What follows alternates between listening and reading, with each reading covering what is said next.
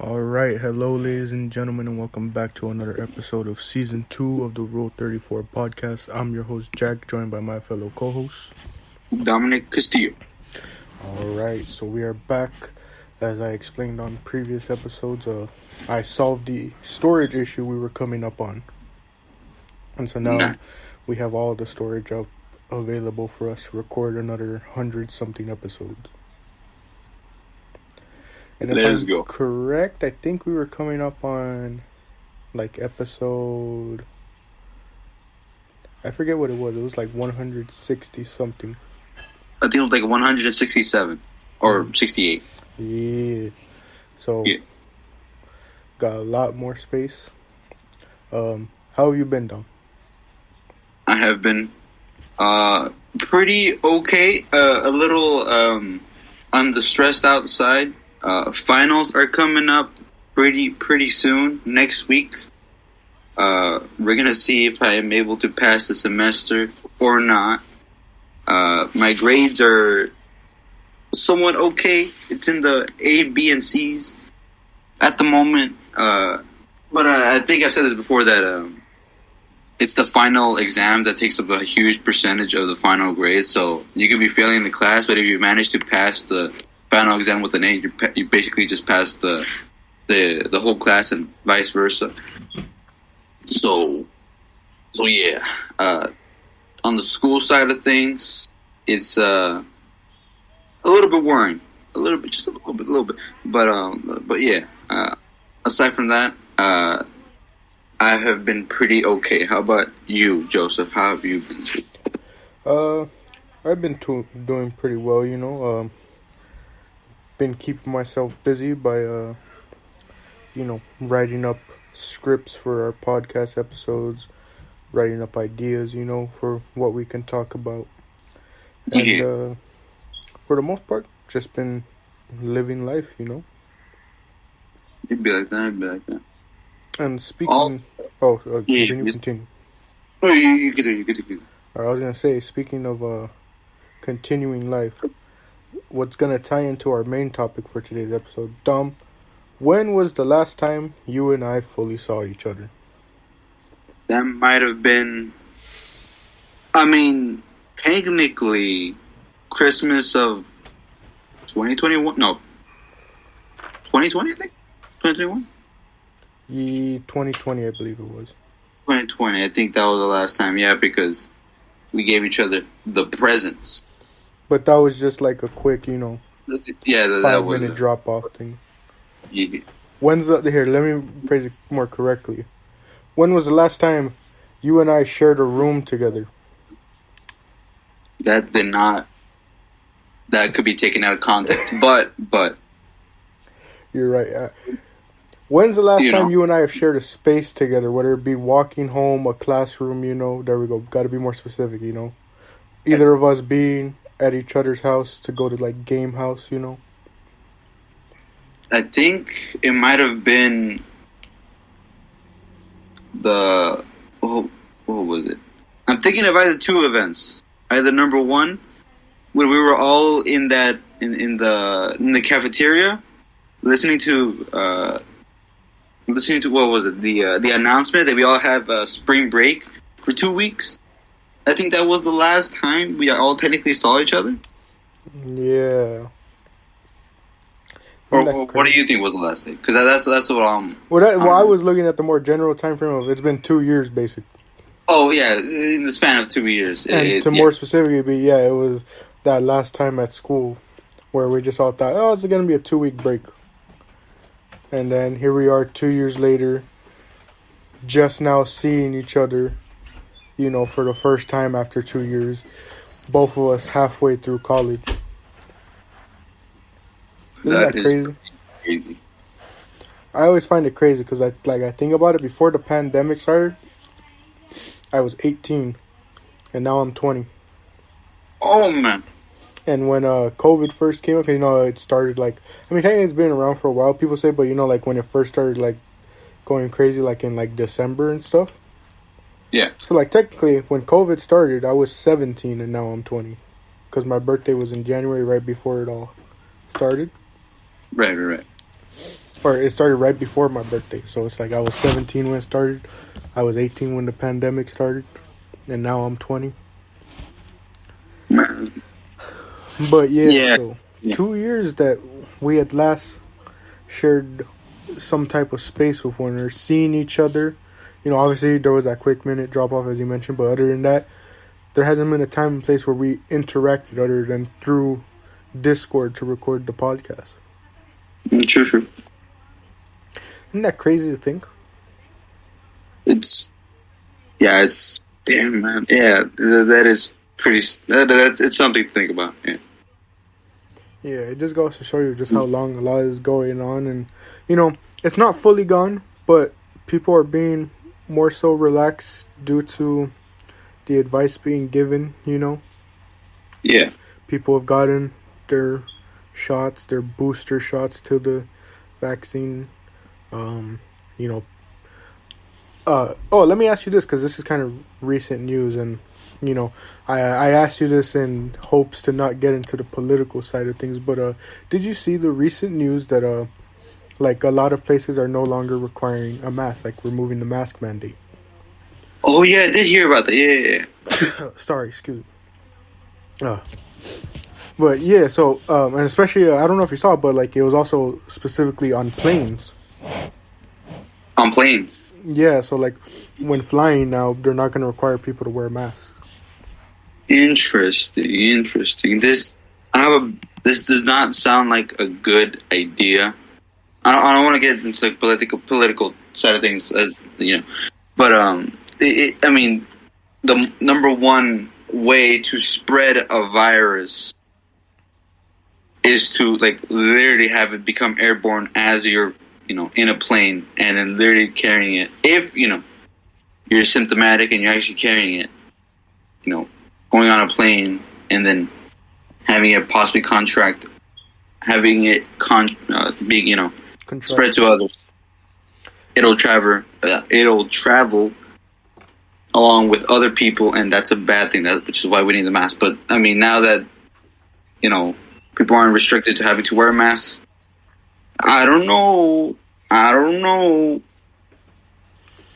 This feels like a bad idea. But I mean, we can't really fight against it. Yeah, you know, because like, I guess this is their kind of way, you know, trying to get back to a state of normalcy, even though like things are still kind of here and present, you know. Right.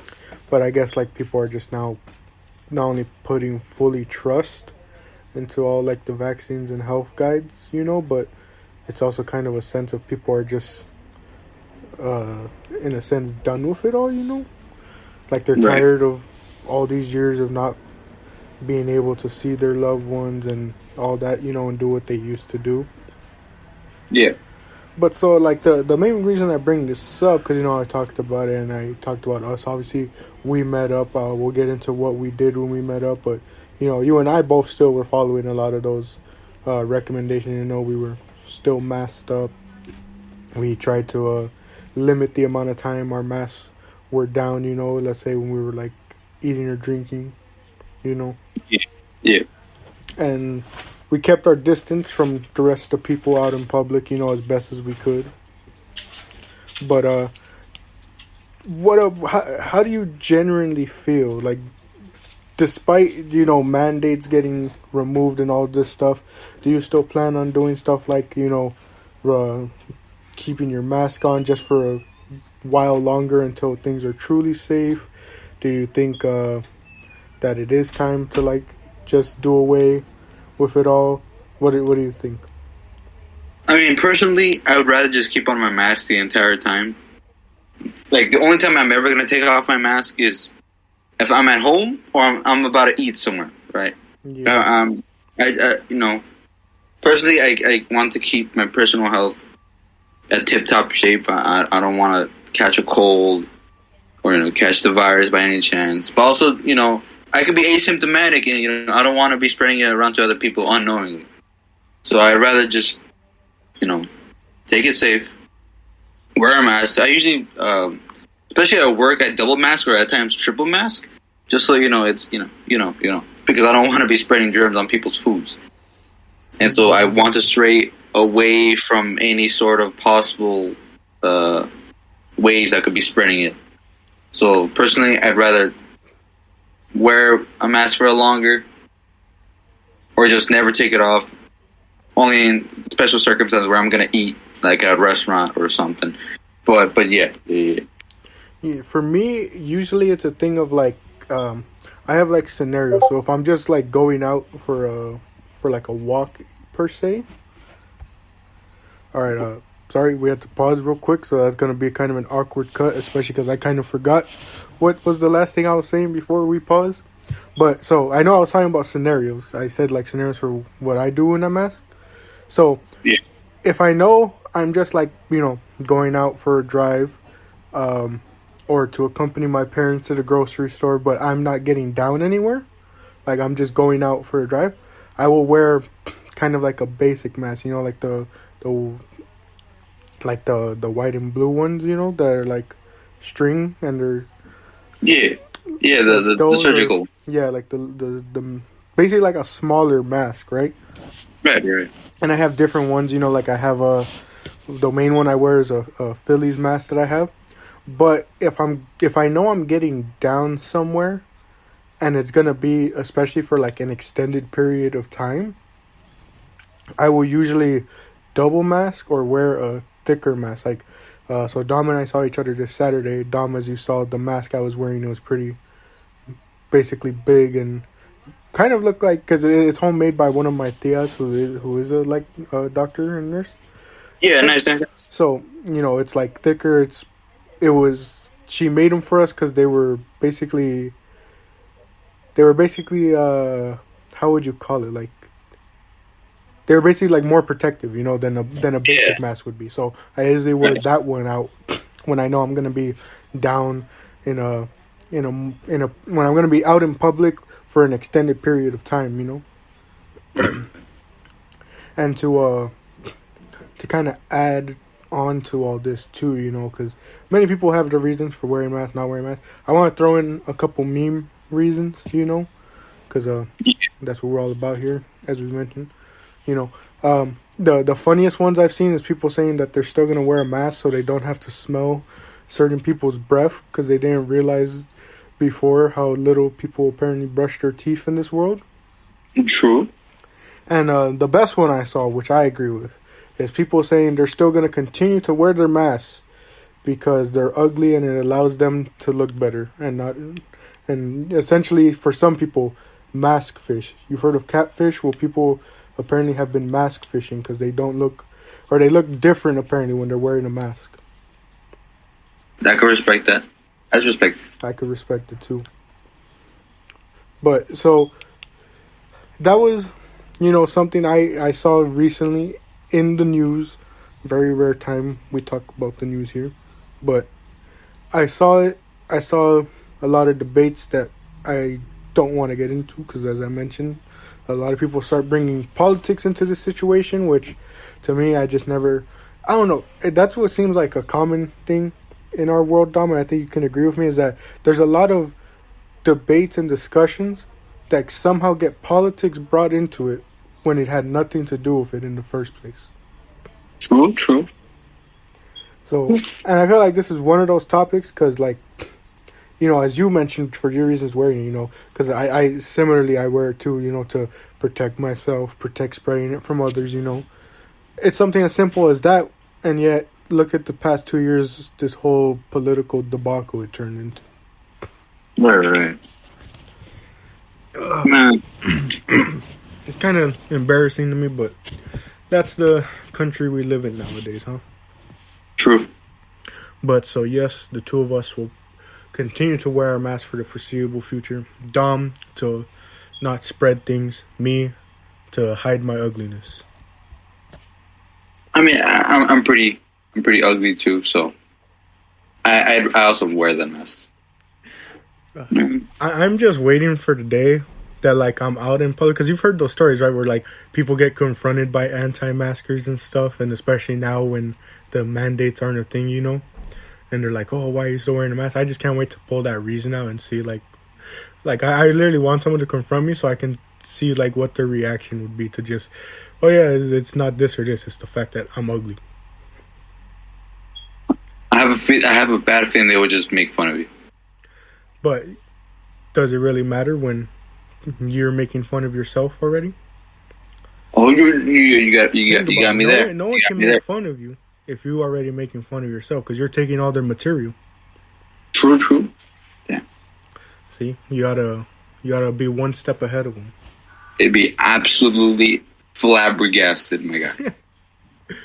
But so I guess been alluding to all this time. Why not just get straight into it, right, Dom? Unless do you have any other thoughts or topics you want to bring up real quickly? For this very special moment in time, this currently beta drops for the new upcoming and very new, not revamped or copied over game, Overwatch 2, my mans. Yeah, Overwatch 2. I've seen some reviews about it. I've seen some crazy things about it, like Bastion being able to move while in turret mode. Yeah, and I think Orisa, the tank, has a spear now that she could throw. Yeah, I saw that. And then Doomfist is a tank now, apparently. Yeah. I think that. What are your thoughts about that? Doomfist being a tank instead of just being an offensive. I think he needs, or I need to see what they exactly reworked with him because I don't, other than just the sheer size of the man, I don't see what other way he could be a tank with at least the current skill set and moveset that he had in Overwatch 1. Right. But I think it could work out depending on how they change it up. The main question I want to ask you, Dom, is do you think Overwatch 2 is going to suffer the same fate as previous games? I think we've talked about this a lot of all the way back when we did our episode on our video games getting repetitive. Do you think it's going to follow the similar fad of, it's big on like launch week and you have all the big streamers streaming it and getting its big numbers and then it immediately falls off? Or do you think it's going to stay pretty consistent now? So it heavily depends on what the developers do from this point on, because right now, as we are talking, there are currently Twitch streamers streaming the game, right? Mm-hmm. And so it is up to the streamers to properly communicate the fixes needed for the tuned characters, right? For the time being, if they can properly and properly fix the characters according to the needs of the streamers and according to the needs of like whoever gets like these beta keys and such like that, I think they would be able to fix the game properly so as to not have any balance issues, which hopefully would not cause any sort of downfall of the game, right? Because the downfall of Overwatch 1 was because the bad balancing, the metas were toxic, people got angry when only a specific a specific team was selected, which would only destroy the enemy team. And I think the big factor too is also the time it took new content to drop. Yeah, that too. Yeah, because Overwatch was on a 3-month cycle where you'd get an event for maybe a month, and then those 2 months after you're just left playing regular Overwatch until another event comes through.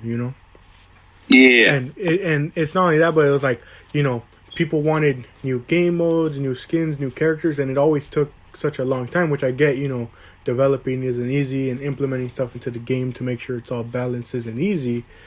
But that's kind of what made the game die, especially after year 2, where it was just kind of the same stuff over, especially in the events. It was the same game modes every year. Yeah, true. And that's what kind of burned people out, because it was man, I've been playing this for 2 years and there's no changes happening to it, because it takes a long time for a new character to get added. It takes time for new maps to get added, the same thing's happening with Rainbow, where they're only now introducing new maps into year 7 after I want to say 2 years without new maps or something like that, maybe longer. That is pretty crazy.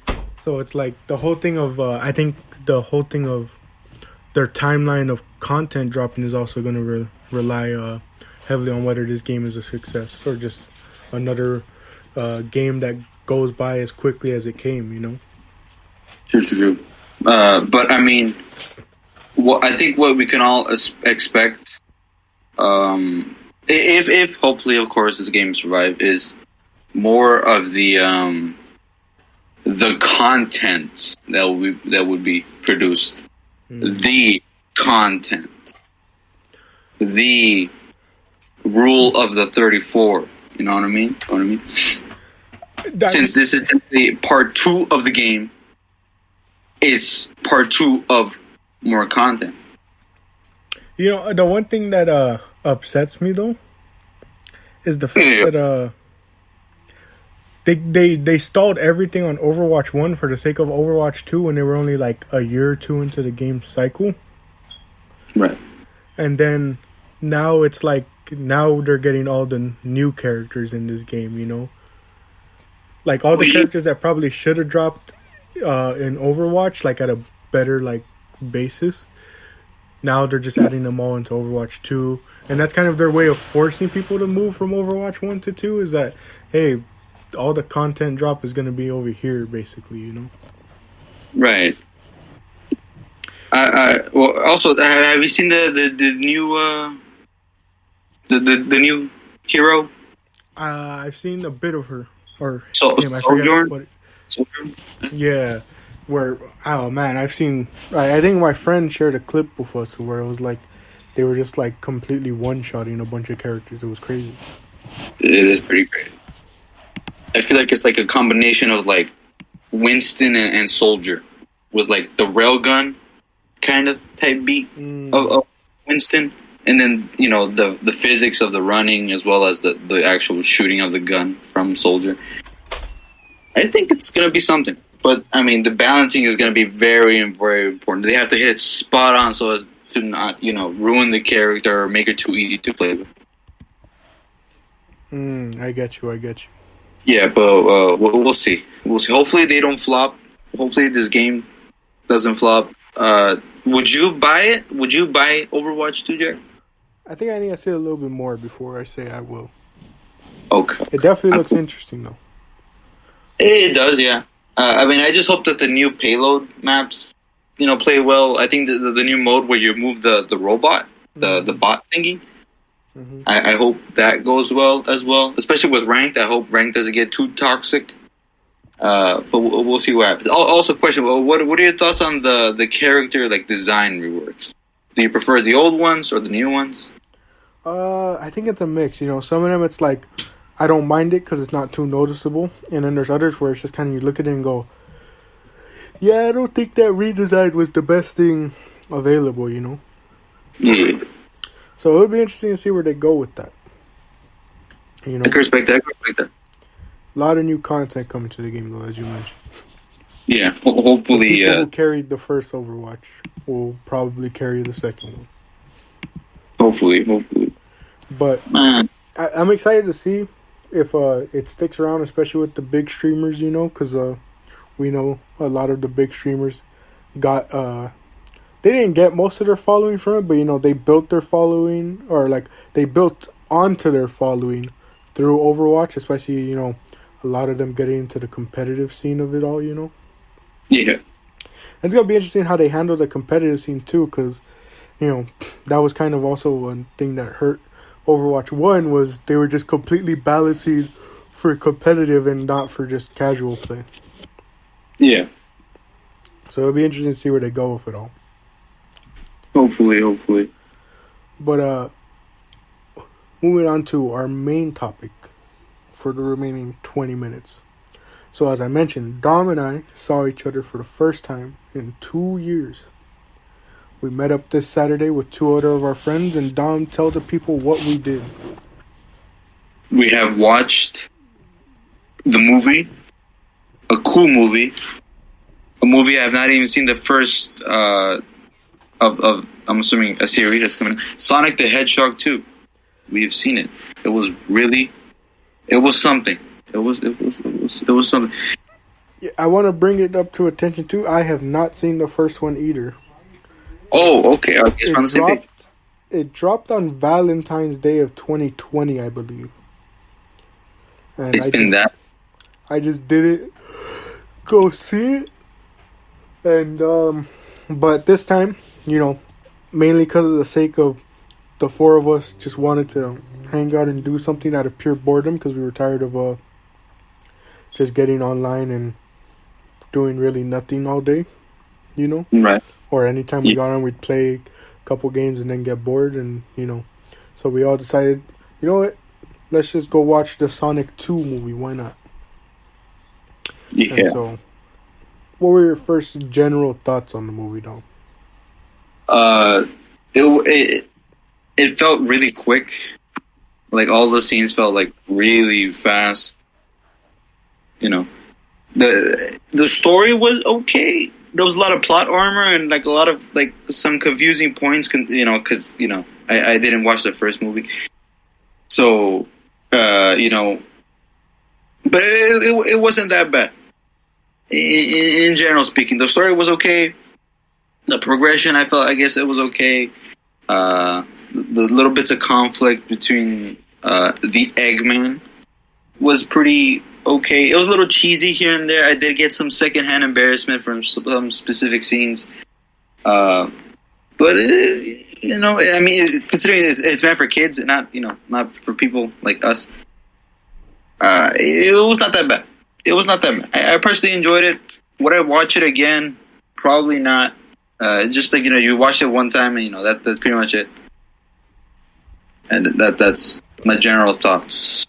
How about you, Jack? I think I have similar thoughts to you as well. I enjoyed it for what it was.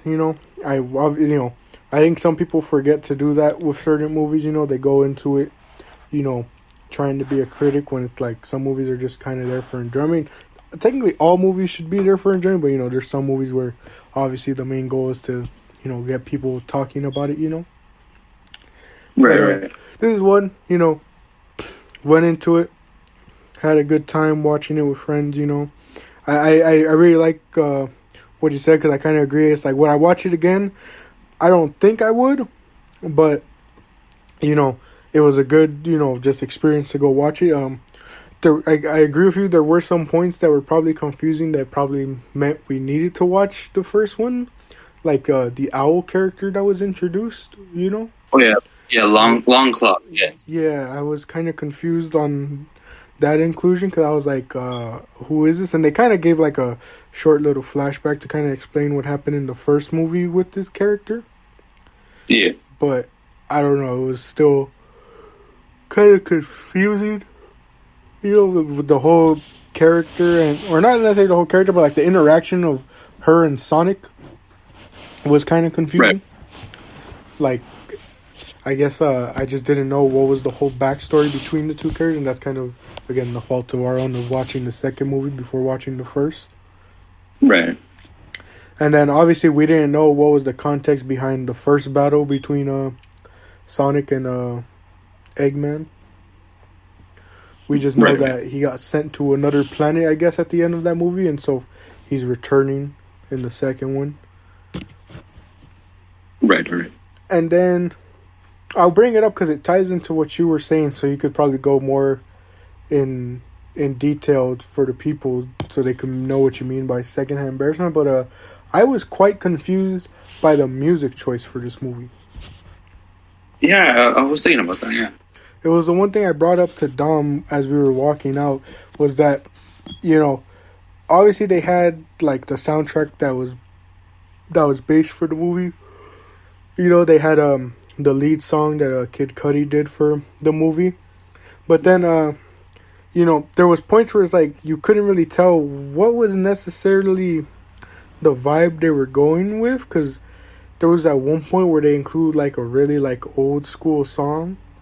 But then here they were also playing Uptown Funk, which is like, what did we say? That was like 6 years ago or something? Yeah, like back before TikTok existed, during the Vine days. I think even before Musical.ly, before TikTok. Oh, I remember that actually. Here, I'll search it up for you. Uptown Funk came out in 2014. 2014. That was 8 years ago. 8.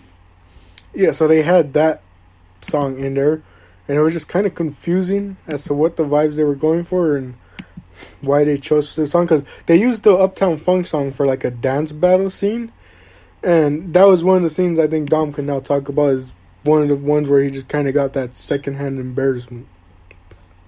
Oh yeah, that scene. You know, it wasn't the best. It was, you know, in Dom's opinion, kind of cringe. But at the same time, you know, we realize, like Dom said, we're not the target audience. But still, music choice is kind of odd considering that's a song that's 8 years old. Yeah, but like it. The scene itself, right? It felt out of touch, kind of. I mean, it's in the style of like Sonic's character, but it just when I saw that scene specifically, and the change in like music and you know the tone of like the scene that was going on. Did you not feel like any sort of secondhand embarrassment? Because I just fell into my seat and I just did not want to see any further.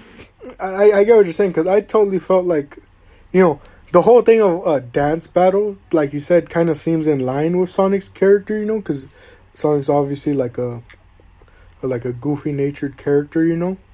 Yeah. And like again, kid stuff, but like it just felt out of place because, like, okay, like you know, we're obviously not really caring about spoilers here because it's a review, but like. They're in Siberia because they're trying to track down something, and they end up going into like this bar with like this group of like people, and that's where the dance battle commences, you know. And it's like they're playing like their traditional music in their dance, and then Sonic switches to that. Like I don't know, like the whole premise of them traveling to Siberia, and then. I mean, I guess it's for comedic effect that, like, you just wouldn't expect it to happen. But, like, you know, they're trying to track down an item to help, like, save the world. And yet, they're having a dance battle in the midst of it all, you know? It felt out of place to me. Yeah. I mean, what were they doing at that location again? They were trying to find... A map, was it? No, it was not a map. No, they had the map. They were trying to find out the location of the Chaos Emerald. Or right. They called it the Master Emerald, I think it was. Right. But they went into the place with the people for shelter. That was what it was, because it was like a snowstorm, and they couldn't get any signal on Tails' device, so they were going to try and wait out the snowstorm. I mean, if you think about it, they could have just gone like and hidden somewhere else. Like, you know, they could have just gone. I'm assuming there was like more windows on. I think there was like a second level. They could have just flown in there, just break in through, and just hide there. Yeah. And logically speaking, you would not want to go through the front door where everyone else is at, and you would rather find your way somewhere else and respectfully, you know, other people's property, so you know you wouldn't have to face to face confront. But they just went straight through the front door. Yeah, which I mean, it ties into the whole thing of, they're still like kids, you know, they don't know any better. Yeah, that's But at the same time, you should know that since no one else knows what the heck you are, you know, in terms of them being talking hedgehogs, that maybe interacting with humans who don't speak the same language as you isn't the best idea. But I get it, comedic effect, but at the same time, like I was saying, I felt out of place with it all. At least, like, in terms of the pacing that the movie was going on, you know? Yeah, sure. Because we literally just went from Sonic battling it out with Knuckles straight to that. Yeah. You remember? Because they go to the garage, and that's where they find out what the map is supposed to lead them to.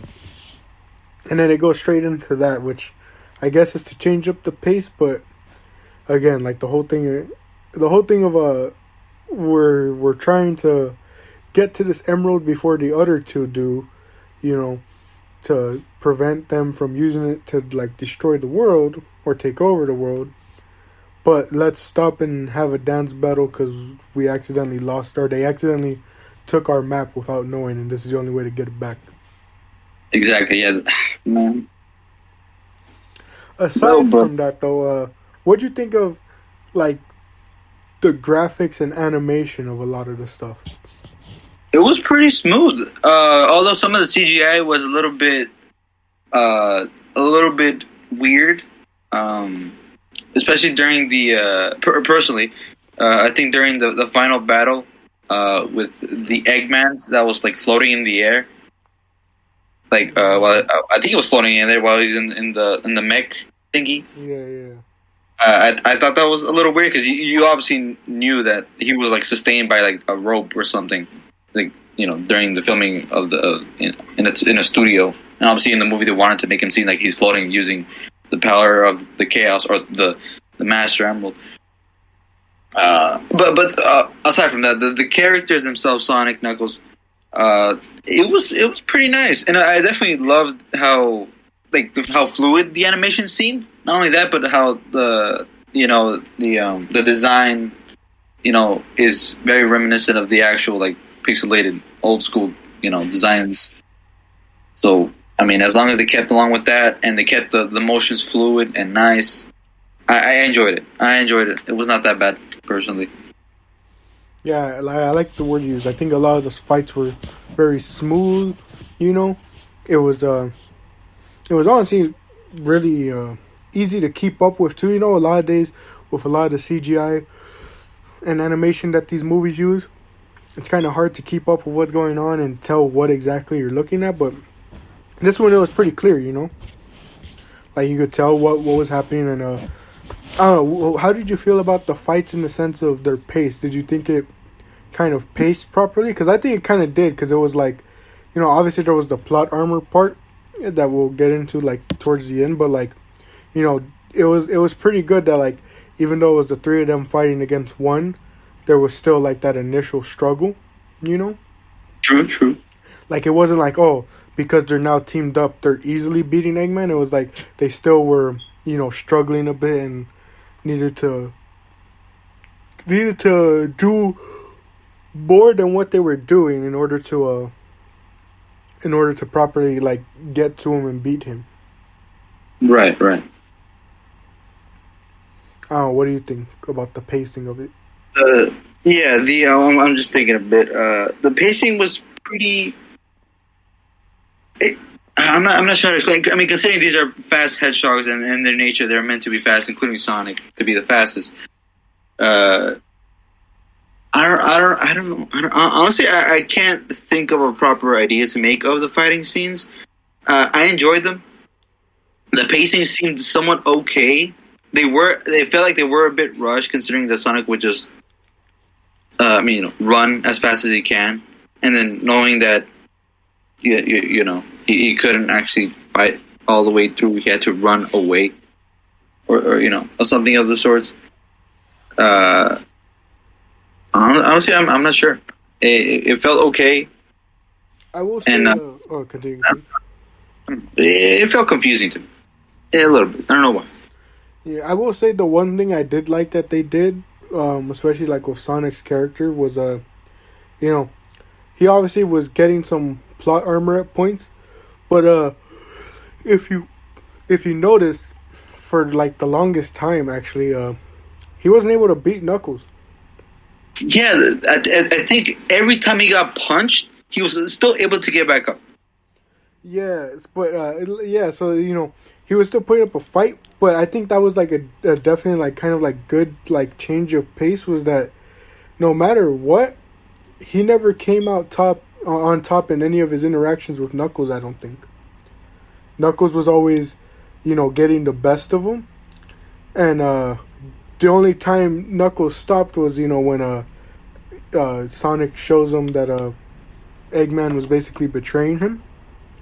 Yeah. But like other than that, kind of like to counteract the plot armor that Sonic was getting at some points, he never actually won any of his fights with Knuckles. Sure, he kept like being able to like at least get back up to try and fight.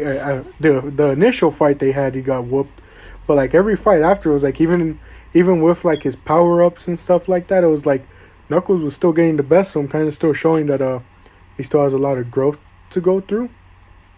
True. But the main plot armor, of course, which I mean, it was to be expected at the end, was when he gets the Master Emerald, goes Goku Super Saiyan, and beats Eggman. True. I think the only thing that was able to actually beat Knuckles was just a cop car. That is true. That was the only thing to beat him. That and getting stuck under a pillar in water.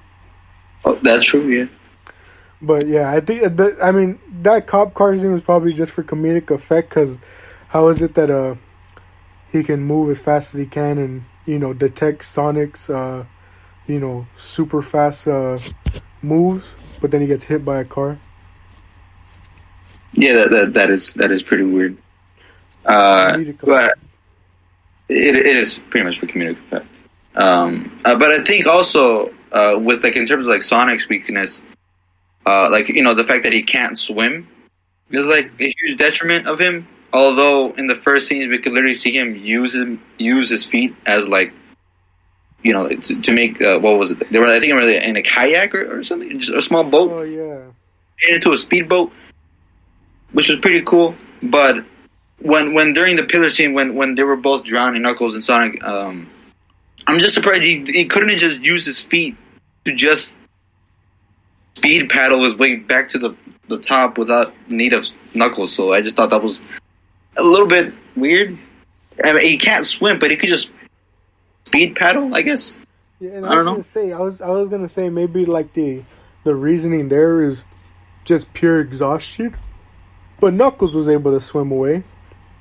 It's true, because he has big knuckles that would probably weigh him down.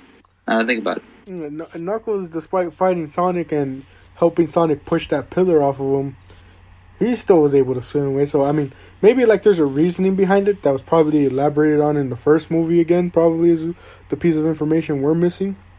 Oh, probably. But yeah, I did find that a bit odd. And then we got about like 2 minutes left. I guess we'll discuss. Obviously there's spoilers for this. Dom, the end credit scene. I didn't even think there was gonna be one. We were just kind of sitting around, I guess, waiting for the theater to clear, and then we'd walk out. But we ended up catching the end credit scene. What did you think of it?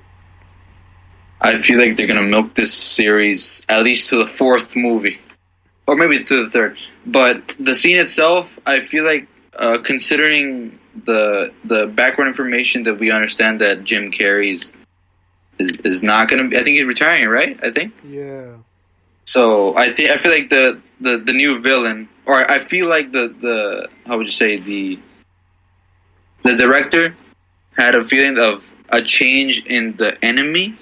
So it's not going to be Eggman anymore. I feel like they're going to just assume Eggman's just going to be in the background, but the new villain, I assume, is going to be this the coffee bartender guy, barista dude, and as well as with the creation of Shadow. The introduction of the Shadow Man. Yeah, and I think they introduced Shadow, to play up that he's going to be the future villain, but also to kind of have it in their back pocket where they don't necessarily have to do it for the third movie. If somehow, some way, Jim Carrey doesn't retire or is convinced to just come back for a third movie. But if he's not, then they can immediately head into Shadow, True. And like you said, it sets up probably another movie or two, because I don't think Shadow's a villain that they're going to have just be beat in one movie, If anything, I could see like the first movie with Shadow in it ending with Sonic being beaten by him, and then the second movie is the movie after, like the fourth one, is finally beating him. Yeah, but I think in that second movie, or like the fourth movie, I feel like it's going to be more of an introduction on the other characters, but I wouldn't know how they would be introduced, considering no one knows each other, technically. True. Because Knuckles doesn't know Sonic, Tails doesn't know Sonic, and I'm assuming in the games everyone knew each other. I think. I think even in the first game, I think everyone knew each other. I think. 10 seconds left, Dom. What's your rating of the movie? 7 out of 10. Yeah, I'm gonna go 7 out of 10 too. Cause good. Wouldn't watch again. Thank you all for joining us for another episode of the Rule 34 podcast.